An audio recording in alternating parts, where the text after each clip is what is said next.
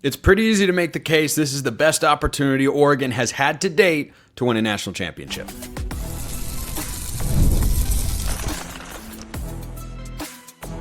You are Locked On Ducks, your daily podcast on the Oregon Ducks. Part of the Locked On Podcast Network, your team every day. Yes, it is that time once again for Locked On Ducks. I'm your host, Spencer McLaughlin. Thank you so much for making this your first listen or your first view of the day. Part of the Locked On Podcast Network, your team every day, and your number one source to stay up to date with the Ducks. And today's episode brought to you by our friends over at FanDuel, where you can get a big return. New customers can place a $5 bet, and you'll get $150 in bonus bets if you win your first $5 bet. Visit FanDuel.com to get started. Is there a way to fix the running game available to Oregon? By fix, I mean make better than it is. It's good. It is not great. That plus, is Oregon going to lose its co-defensive coordinator? I mean, it's possible. So all coming up on today's show. But the reason this is on my mind today is I'm watching all this chaos unfold across the college football landscape over the weekend. Texas A&M loses by 2 at Jordan-Hare in quadruple overtime. Bama goes to Norman, the 1-5 in SEC play Oklahoma Sooners, who hadn't beaten an FBS team since September, and they lose 24-3. I watch Ole Miss go into the swamp against a fine, playing better, but not great Florida team, and Ole Miss struggles. They are ranked inside the top 10. And I'm looking at where Oregon is as the only undefeated team in all of college football. And I think of the 3 seasons that, well, okay, that's getting ahead of myself. That's a Freudian slip, because I think Oregon has a real shot here, not a hot take, to win the national championship. But of the 2 seasons that Oregon went to the national championship game, I think the situation at this point in the year is more favorable for the Ducks. Now, they have to win more games in order to get there. That is true. Going to have to win a conference championship game. You didn't have to do that in 2010. There was no Pac-10 championship game. And you had to win one in 2014, but you only had to win one playoff game. Oregon will have to win a couple, even if they win the Big Ten championship against Ohio State in all likelihood. I had someone tweet at me, well, Ohio State's got to beat Michigan. I got news for you. Ohio State's beating Michigan. That is a fact of life. They are beating Michigan on Saturday, and it'll be a rematch in the Big Ten championship game. But as I watch all these things play out across college football and think about how Oregon, I have more thoughts on this game in a moment, was able to scrape by Wisconsin. They go into the bye, and they're the only unbeaten team right now. Which of those seasons would you look at definitively and when assessing the entire landscape of college football and say, this is a better chance for Oregon to win the national championship than this year? I'd certainly put this opportunity right here in front of the Ducks ahead of 2010. 2014, the case you can make is Marcus versus Dillon Gabriel. I love Dillon Gabriel. He can win Oregon a national championship. I'd rather have Marcus at quarterback. Duh. Best player in the history of the program. So that's the one thing that I could look at. But when I watch all these teams play, and I do a lot every single week, I know many of you do as well, there is not a team that I have seen play that I don't think Oregon can beat. In past years, it's been, well, Oregon's really good. They can beat a lot of teams, even last season, for instance. But it became clear they weren't able to get by Washington. Heck, I don't know if they would have been able to beat Michigan if they got into the national championship game, because that was a great Michigan team. But who is the great team in college football? This is not a guarantee that Oregon can't lose to any of these teams and that they're going to win the national championship. It is a guarantee that there is no team in college football that I have seen play that I feel that Oregon is incapable of beating. Oregon in 2010, yep, they were capable of beating Auburn. They just didn't. But there were a lot of really good teams that year that you might have looked at and said, boy, if Oregon matches up with them, if there had been a playoff structure back then in the sport, I don't know if they beat this particular team because the offensive line, a little undersized. But they almost made it work against Auburn. Granted, they did not kick an extra point in that game. It's my favorite random stat from that national championship game where Dyer was down. Oregon did not kick an extra point in the entire game. But anyway, you look at 2014 and that landscape of college football, well, there were a lot of really good teams. But Oregon didn't necessarily play a terrible game against Ohio State. Ohio State was just better. Ohio State had better coaching. Ohio State had some better players. And Oregon had a lot of really good ones. But I felt like 8-9 times out of 10, Ohio State was going to beat that Oregon team. They were just really good. And Urban Meyer was really good. That team in college football, cannot beat Oregon on its best day. I don't think Oregon had its best day in the national championship game. They had a case of the drops, but they didn't play some horrifically bad football game. Ohio State was just a better team. And there's no team that I see across college football with all these great teams, and there are going to be 11 others that join Oregon in the playoff, which there's no scenario in which I can see that Oregon misses the college football playoff. Even if they were to lose to Washington and the Big Ten title game, they're going to be in. There's no one that Oregon can't beat. So is this the best shot? I can make the case that it is. It's not the last shot. It's not the only shot Dan Lanning will ever have Oregon at.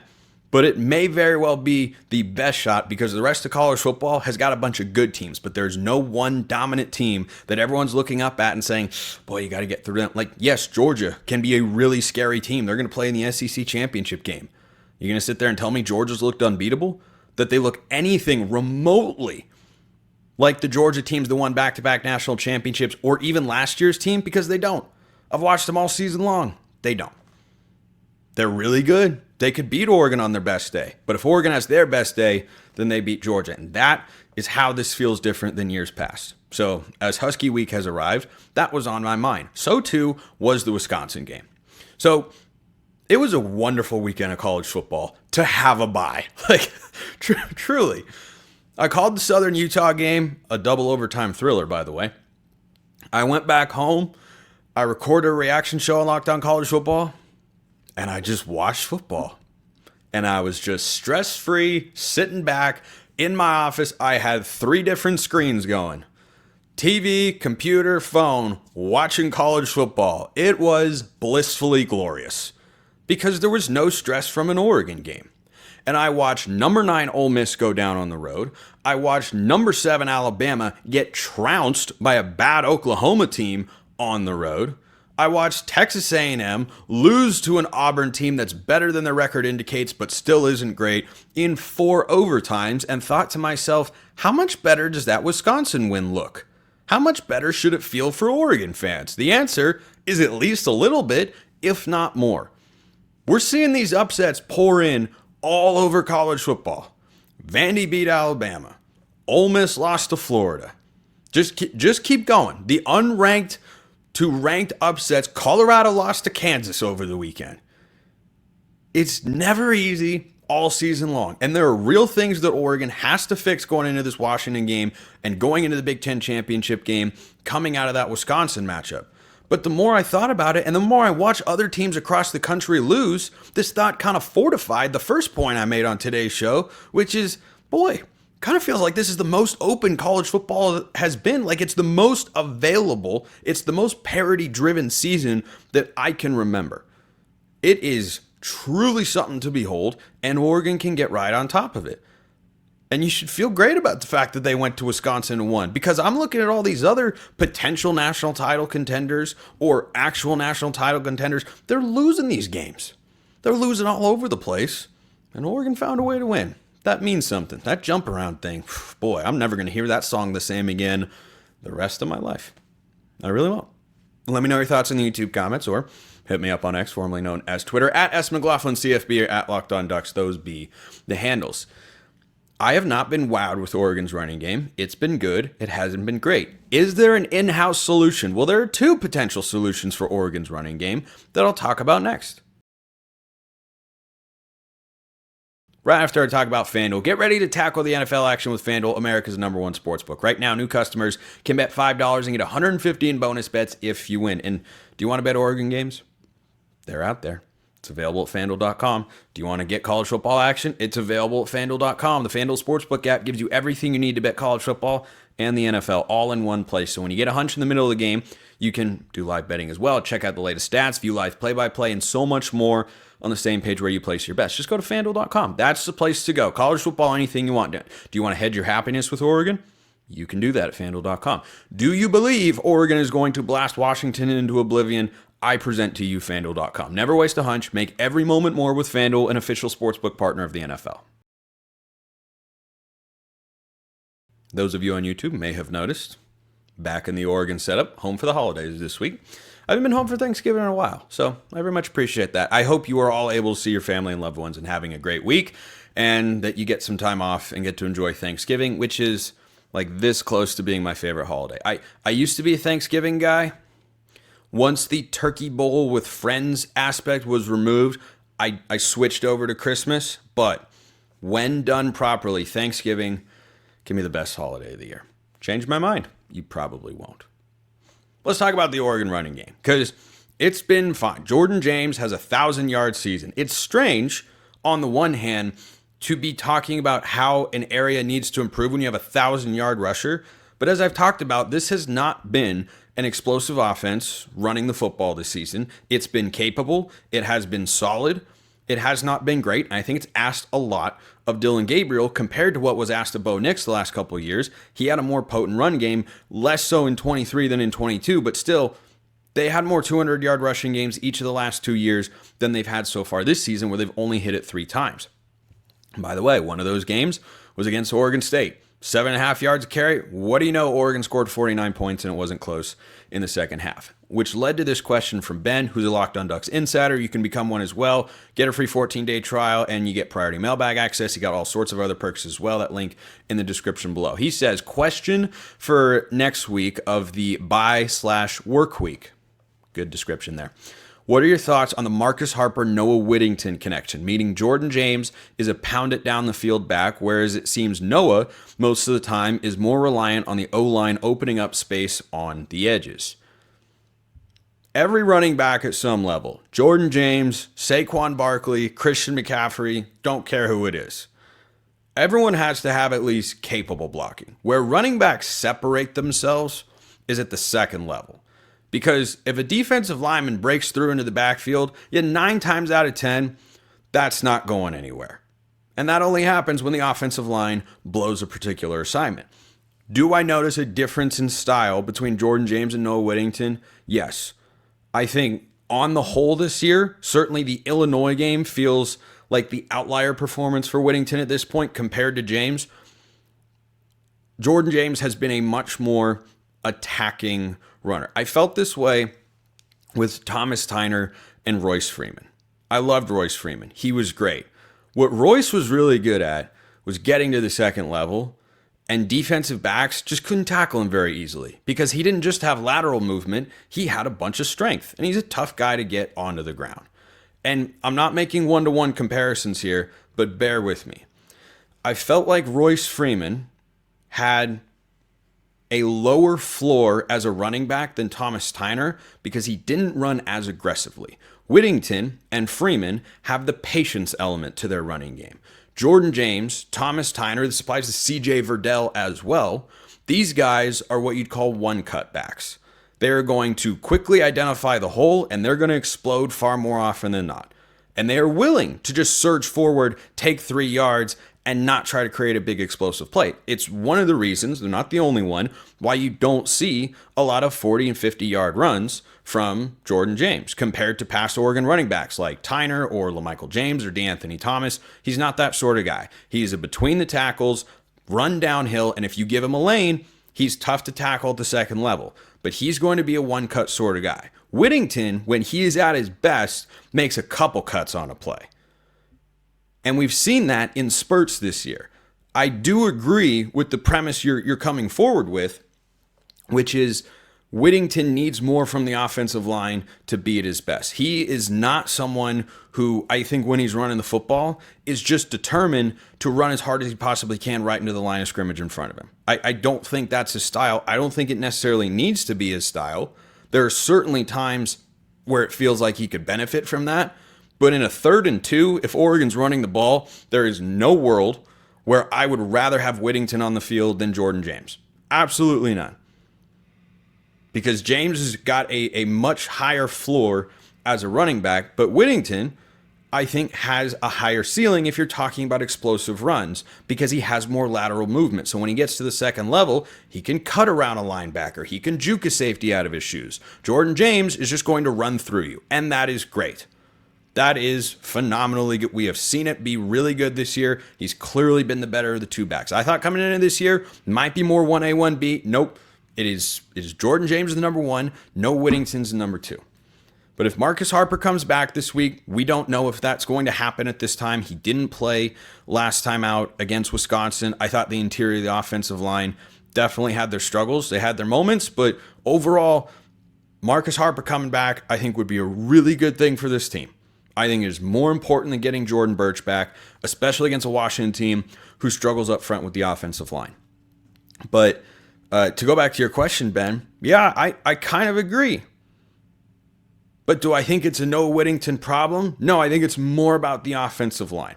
So that's one aspect of the running game I want to discuss. Here's the other one. This question came from 23_3RE. Spencer, I have an idea that starting in the Big Ten championship game, Dillon Gabriel has got to run a more 2022 Bo Nix offense. Bo Nix is really good in the NFL, by the way. Shocker. I think they've wanted to run 2023 Bo offense with him, but his play style fits 2022 better because he doesn't see the field as good and is a good runner. With a postseason, it's all on the table, so he can be that true dual threat, which will help deep shots as well. Teams have to spy more consistent scrambles / design runs. So this sentiment is something I'm fully behind.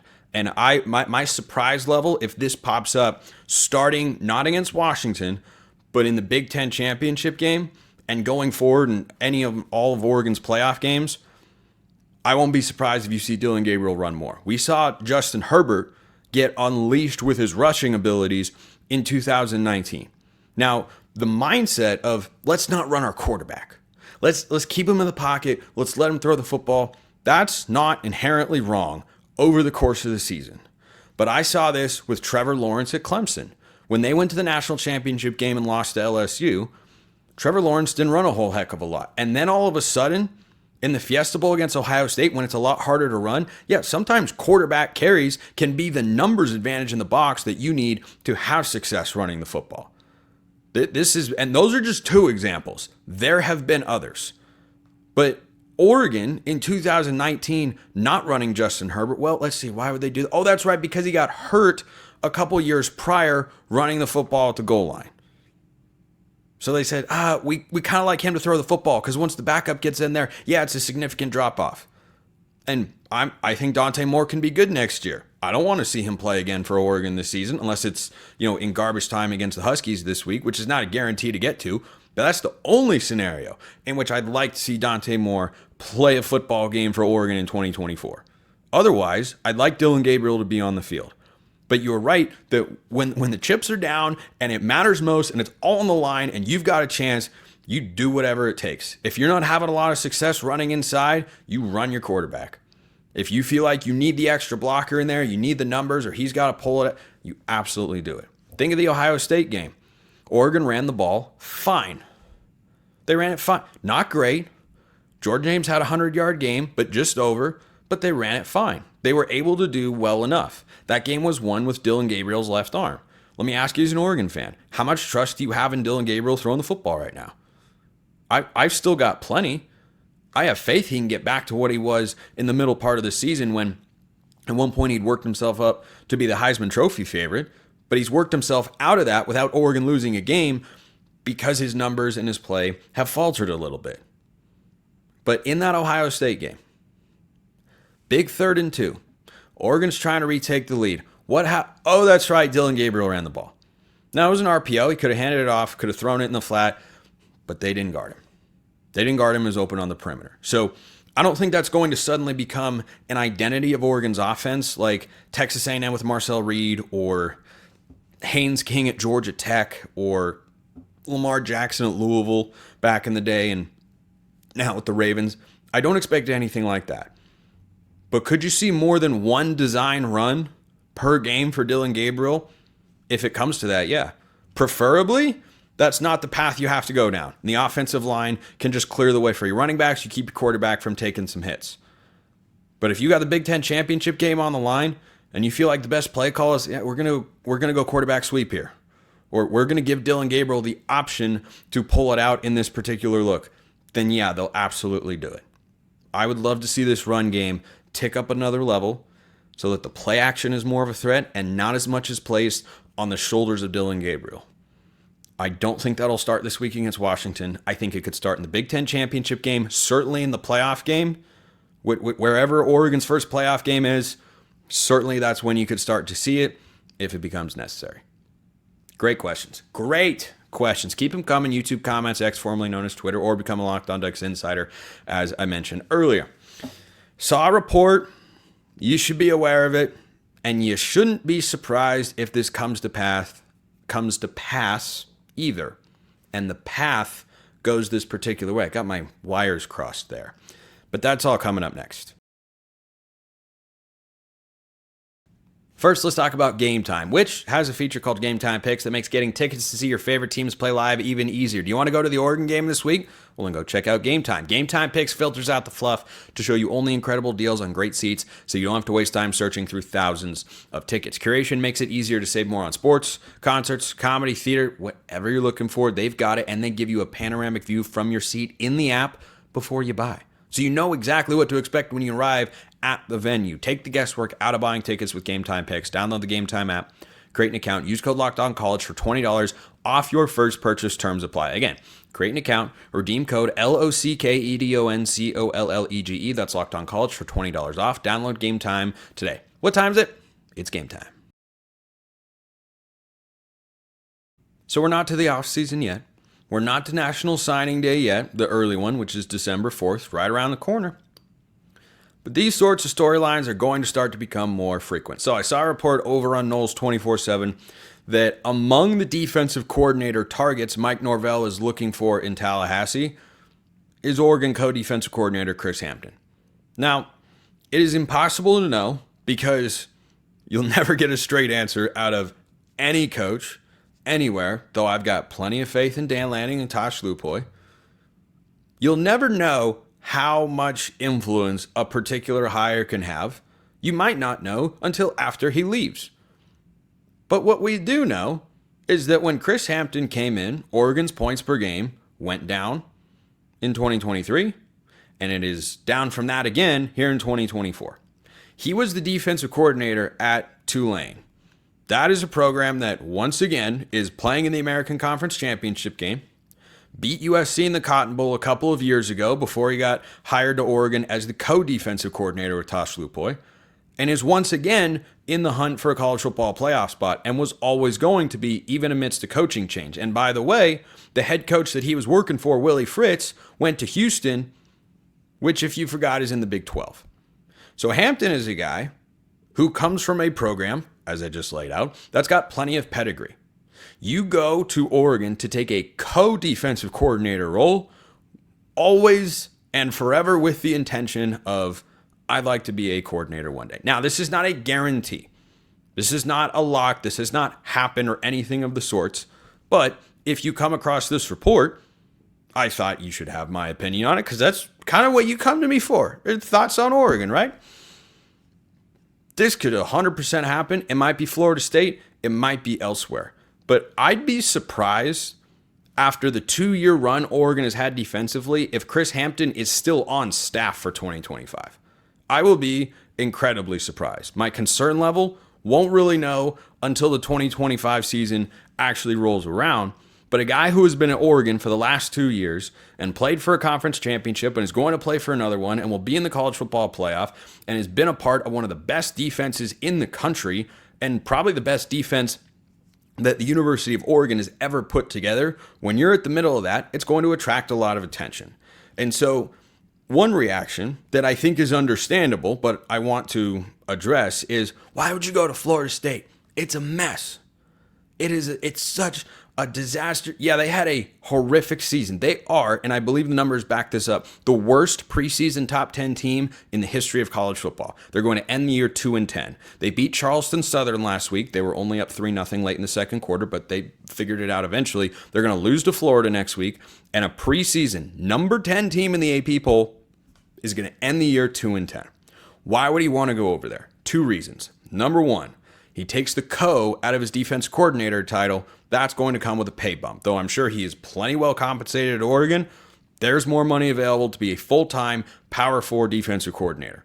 Might not be his primary factor, but it's certainly a reason. Number 2, do you know what sort of attention gets drawn if you go to a place that has fallen so far down and you are an integral part of building it back up? Because Mike Norvell said so long to his offensive line coach, his offensive coordinator, and his defensive coordinator. Because it was a complete and utter train wreck. He's a guy who got a big extension after last year, and then boom, it all fell apart. Now he's fired his staff because he's got too long of a contract for Florida State to say, oh, we're going to buy him out, because they're trying to buy their way out of the ACC at the moment, a real thing that's happening. They want to get to the SEC or the Big Ten. Good luck. It's going great for other programs, though. I mean, USC and Oklahoma are thriving in their new conferences since they blew up the old ones. But anyway, I digress.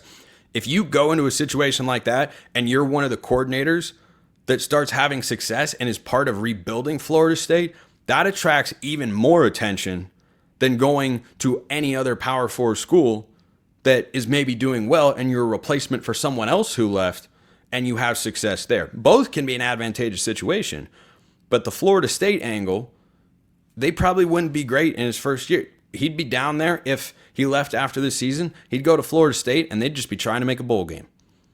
Meanwhile, Oregon will be loading up for another Big Ten national championship caliber run. That's going to be the expectation. But he was never, to me, and again, he hasn't left anywhere. I'd love for him to stick around. He's recruited some guys to Oregon, and he's clearly a good part of the coaching staff, or they wouldn't keep him there, and the defense is really, really good. So I'm not keen on those changes coming about, but this was always kind of an expectation. As the coaching carousel continues to ratchet up, I don't think this will even be the last time his name will pop up on a Power 4 defense coordinator list. I think he came to Oregon with the opportunity to get the exposure that he was looking for, that he wasn't necessarily getting at Tulane, where he was the full-time defensive coordinator. Oregon was probably still able to offer him more money. But if he's the guy that wants to be a head coach, that's the opportunity that he would take. Because it's hard to go from a non-full-time coordinator to being a head coach at a program. So if that's his ambition, then it would make a lot of sense. Again, nothing has happened yet. We'll wait and see how it goes, but that popped up, and it should not come as a surprise to any of you out there. Also, Tuesday, Oregon basketball on the men's side. The women play Monday night. They're ranked in the top 25. The men are not. They're 5-0. They take on Texas A&M. I'll talk about that game and whatever happens on Wednesday's show, but Texas A&M's ranked in the top 25. Oregon can win that game. I'll just tell you, I don't expect them to. Absolutely would love for them to do so. I don't think they have figured out everything quite yet to play with a top 25 team, but hey, it's early. Maybe top 25 rankings don't mean a thing. Appreciate everyone listening. I'll see you next time. Have a wonderful rest of your day, and go Ducks.